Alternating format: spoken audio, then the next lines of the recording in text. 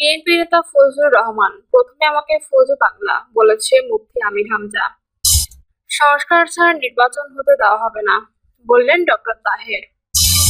এবং সর্বশেষ জানাবো, টাঙ্গাইলে যৌথ বাহিনীর অভিযানে ৩ টন সরকারি চাল উদ্ধার। শুনছিলেন সংবাদ শিরোনাম, এবারে বিস্তারিত। টাঙ্গাইলে যৌথ বাহিনীর অভিযানে ৩ টন সরকারি চাল উদ্ধার।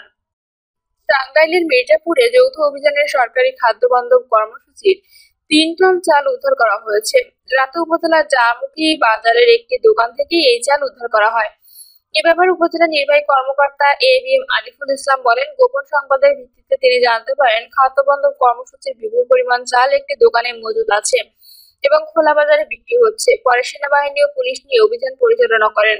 এ সময় খোলা বাজার ও দোকানে মজুদ রাখা ২,৯০০ কেজি চাল উদ্ধার করা হয়। তিনি আরো বলেন, এ বিষয়ে খাদ্য বান্ধব কর্মসূচির ডিলার ফিরোজ আলম মুক্তারকে জিজ্ঞাসাবাদ করা হয়। এ ব্যাপারে উপজেলা খাদ্য কর্মকর্তা সহযোগিতা তদন্ত কমিটি গঠন করা হবে। এই ঘটনার সঙ্গে যারা জড়িত এবং প্রমাণিত হবে তাদের বিরুদ্ধে আইনগত ব্যবস্থা নেওয়া হবে। এ সময় উপজেলা নির্বাহী কর্মকর্তা এবিএম আরিফুল ইসলাম, উপজেলা সহকারী কমিশনার তারেক আজিজ, উপজেলা সরকারি খাদ্য গুদামের ভারপ্রাপ্ত কর্মকর্তা হুমায়ুন কবির, মির্জাপুর সেনা ক্যাম্পের কমান্ডার এবং মির্জাপুর থানা পুলিশ উপস্থিত ছিলেন। বিএনপি নেতা ফজলুর রহমান, প্রথমে আমাকে ফজু পাগলা বলেছে মুফতি আমির হামজা। বিএনপি চেয়ারপারসন উপদেষ্টা ও সুপ্রিম কোর্টের সিনিয়র অ্যাডভোকেট ফজলুর রহমান বলেছেন, আমার ফজু পাগলা নাম প্রথমে বলেছে মুফতি আমির হামজা নামে একজন। এছাড়া মুক্তিযুদ্ধ বিরোধী সংগঠন জামায়াতে ইসলামী বলছে আমি নাকি ফজু পাগলা।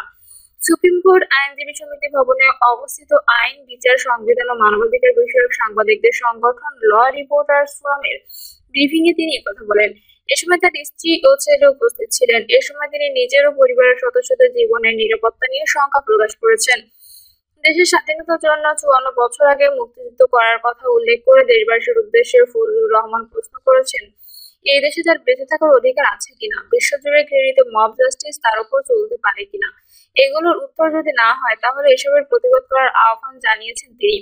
জুলাই গণঅভ্যুত্থান নিয়ে কুরুচিপূর্ণ ও বিভ্রান্তিকর বক্তব্য দেওয়ার অভিযোগে গত রোববার তাকে কারণ দর্শানোর নোটিশ দিয়েছে বিএনপি।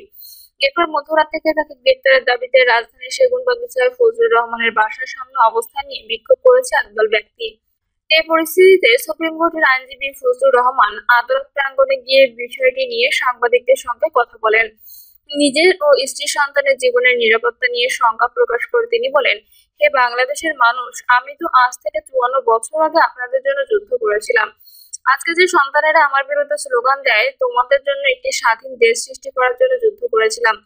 তোমাদের কাছ থেকে কি অপমৃত্যুটা আমার কাম্য? ফজলুর রহমান বলেন, যদি আমার কোনো কথায় তোমরা মনে করো আমি দেশের বিরুদ্ধে কথা বলছি বা তোমাদের কর্মকাণ্ডের বিরুদ্ধে কথা বলছি, আমার বিরুদ্ধে মামলা করো, আমাকে গ্রেপ্তার করো, আমাকে শাস্তি দাও, কিন্তু আমাকে হত্যা করার জন্য আমার বাসা পর্যন্ত মব সৃষ্টি করো গিয়া, যেটা গত ১ বছর যাবৎ বাংলাদেশে, এই পৃথিবীতে এবং বাংলাদেশের সবচেয়ে কুখ্যাত নাম মব, সেই মব জাস্টিস আমার উপর চলতে পারে কিনা এবং চলবে কিনা সেটা আমি বাংলাদেশের মানুষের কাছে জিজ্ঞাসা করতে চাই। ফজলুর রহমান বলেন, বাংলাদেশের মানুষ, আপনারা জেনে রাখুন, আমার জীবন বড় সংখ্যায় আছে। আমি মুক্তিযুদ্ধ ভালোবাসি, দেশের মানুষকে ভালোবাসি। আমি একজন মানুষ, আমার অধিকার আছে বেঁচে থাকার। এ পরিস্থিতিতে সাধারণ ডায়েরি করবেন কিনা এমন প্রশ্নের জবাবে বিএনপির এই নেতা বলেন, জিডি করবো না মাইরা ফেললো, জিডি টিডি কিছুই করবো না।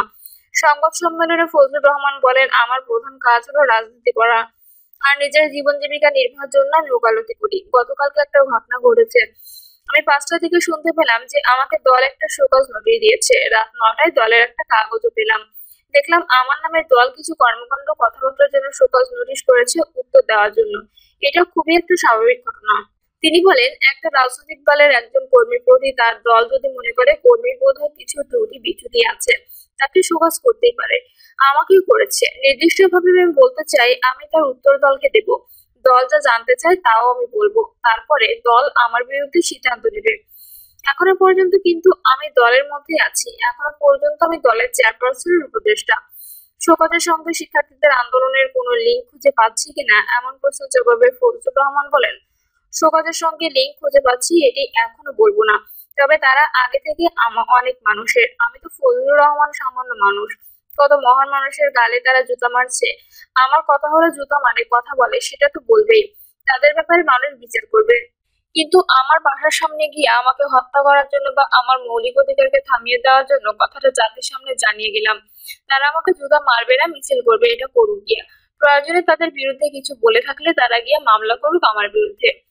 মুক্তিযুদ্ধ বিরোধীদের বিরুদ্ধে বলেছি, বলবো। এক প্রশ্নের জবাবে বিএনপি চেয়ারপারসন উপদেষ্টা ফজলুর রহমান বলেন, ছেলেরা বা ছাত্ররা যদি মনে করে, অন্য দলের লোকেরা যদি মনে করে আমি জামায়াত শিবির মুক্তিযুদ্ধ বিরোধী লোকজনের বিরুদ্ধে কথা বলেছি, এটা আমি বলবো। এতে যদি কোনো ধরনের আমার কথার মধ্যে কারো প্রতি অসম্মান করে থাকি, আঘাত করে থাকি, তারা মনে করে, তাহলে তারা রাজনৈতিকভাবে এটার জবাব দেবে, আমি তাদের জবাব দেব। এটার জন্য তো পরস্পরকে হত্যা করার ব্যাপার নাই, বাসার সামনে মব করার তো দরকার নাই। ফজু পাগলা তিনি বলেন, আজকে হঠাৎ করে সকালে যেটি দুর্ভাগ্যজনক, আমার বাসার সামনে কিছু মিছিলের শব্দ পাইলাম। সেই শব্দগুলো বলাটাও আমার কাছে মনে হইল কিছু ছোট ছোট ছেলে মেয়ে আমার সন্তানের সমান। এরা কারা আমি চিনিও না। এরা স্লোগান আমার নামে দিল, ফজু পাগলাকে গ্রেপ্তার করো, ইত্যাদি ইত্যাদি। ফজু পাগলা মানে আমি বাংলাদেশে এখন ফজু পাগলা হয়ে গেছি। এই নামটা আমাকে দিয়েছে মুক্তিযুদ্ধ বিরোধী জামাত ইসলামী, আমি নাকি ফজু পাগলা। প্রথম এই কথাটা বলেছে মুফতি আমির হামজা নামে একজন লোক। এই ছেলেমেয়েরা আমার নামে ফজু পাগলা স্লোগান দিয়েছে। আমি বাংলাদেশের একজন পাগলা, কিন্তু সবচেয়ে বড় কথা হলো তারা আমাকে হত্যা করতে চায়, আমাকে মারতে চায়। তারা আমার বাসার সামনে যেভাবে গিয়ে মব সৃষ্টি করেছে আমি দেখছি। গত 1 বছর ধরে 5ই আগস্টের পর থেকে আমাদের কিছু সন্তান মব সৃষ্টি করে তাদের দাবি দেওয়া বলেন আর যাই বলেন আদায় করতে চায়। কিন্তু আমার মতো একজন সিনিয়র মানুষ যে দেশটার জন্য যুদ্ধ করেছি, আমি যুদ্ধ না করলে বা মুক্তিযোদ্ধা যুদ্ধ না করলে এই সন্তানেরা তো বাংলাদেশের সন্তান হইতো না, এরা হয়তো পাকিস্তানের সন্তান। অপমৃত্যু আমার কাছে সবচেয়ে বেশি লজ্জাজনক। ফজলুর রহমান বলেন, মৃত্যুকে আমি কোনোদিন ভয় করি না, কিন্তু অপমৃত্যু আমার কাছে সবচেয়ে বেশি লজ্জাজনক মনে হচ্ছে। দেশ বিদেশ থেকে স্বাধীনতা বিরোধী শক্তি, যারা ইউটিউবার এবং যারা তাদের পক্ষে সাংবাদিকতা করে স্বাধীনতা বিরোধী শক্তির পক্ষে দেশ ও বিদেশ থেকে বেশ কয়েকদিন ধরে প্রথম বলছে ফজলুর রহমানকে মব জাস্টিস করো, তার উপর মব জাস্টিস এখন প্রযোজ্য। ফ্রান্স থেকে 2জন সাংবাদিক বলেছে তাকে হত্যা করাই দরকার। জামাতের একজন ইউটিউবার বলেছে ফজলু পাগলাকে জবাই করেই হত্যা করতে হবে। এই যে অবস্থা, এই অবস্থাটা জানানোর জন্য আমি আপনাদের কাছে এসেছি। তার রেজাল্ট দেখছি আমার বাড়ির সামনে 7, 8 বা 9 জন ছেলে মেয়ে। তারা কারা, কোন দলের আমি চিনি না। অধিকাংশ অধিকার এদেশে আছে। এই যে অবস্থা, এই অবস্থাতে আমি তো বাংলাদেশের একজন নাগরিক, আমার তো বাঁচার অধিকার আছে। উল্লেখ করে ফজলুর রহমান বলেন, আমি হাত জোর করে জানাবো আমি একজন মানুষ।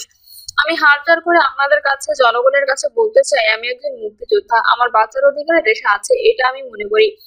এটা আপনার মনে করেন কিনা, কিন্তু আপনারা কি মনে করেন এভাবে আমাকে হত্যা করলে পরে বাংলাদেশ এবং বাংলাদেশের যে অবস্থা, সেই অবস্থাটা কি এরকম থাকবে? আমাকে হত্যা করা উচিত বলে কি আপনারা মনে করেন? আমাকে হত্যা করার জন্য যারা আসলো, আমি তাদের চিনি না, জানি না, তাদের সঙ্গে আমার কোনো সম্পর্ক নেই, তাদের সঙ্গে আমার শত্রুতাও নেই, আমার কোনো মিত্রতাও নেই। আমি একা একা দেশে চলতে পারবো না। সংবাদ সম্মেলনে ফজলুর রহমান বলেন, আমি বাংলাদেশের জনগণকে আবারও প্রশ্ন করতে চাই, সংস্কার ছাড়া নির্বাচন হতে দেওয়া হবে না, বলছেন ডক্টর তাহের।